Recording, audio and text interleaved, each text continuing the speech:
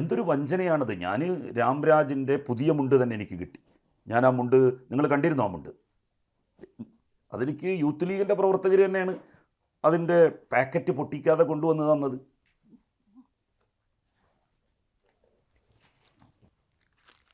ഇതാണ് ആ മുണ്ട്. ഇതിൽ 720 രൂപ എന്ന് സ്റ്റിക്കർ ഒട്ടിച്ചിട്ടുണ്ട്. ഇതിന് 200 രൂപയെ വിലയുള്ളൂ 2,72,000 തുണികൾ വാങ്ങുമ്പോൾ എന്നുള്ളത് ഏത് കണ്ണുപൊട്ടനും അറിയാം.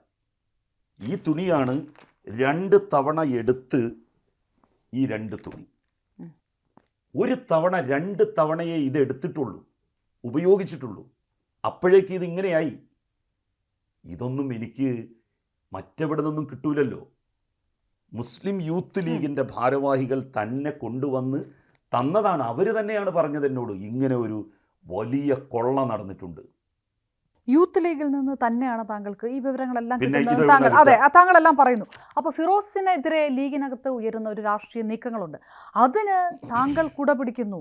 ഇന്ന് അത് ഒരു നേതാവിൻ്റെ രാഷ്ട്രീയ ഭാവി പുറത്തു നിന്നുകൊണ്ട് അത് തകർക്കാൻ ശ്രമിക്കുന്നു എന്നുള്ള അല്ല, ഒരിക്കലുമല്ല. ഇങ്ങനെയുള്ള ആളുകൾ ഒരു രാഷ്ട്രീയ പാർട്ടിയിലും വളരാൻ വേണ്ടി പാടില്ല. അത് BJP-യിലാണെങ്കിൽ പോലും.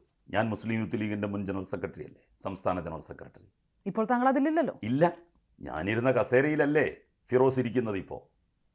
അപ്പം ഞാനിരുന്ന കസേരയിൽ ഇരുന്ന ഘട്ടത്തിൽ ഞാൻ അതിനോട് എന്തുമാത്രം കൂറു പുലർത്താൻ വേണ്ടി ശ്രമിച്ചിരുന്നു എന്നുള്ളത് എൻ്റെ ആ കാലത്തുള്ള സഹപ്രവർത്തകർക്കറിയാം.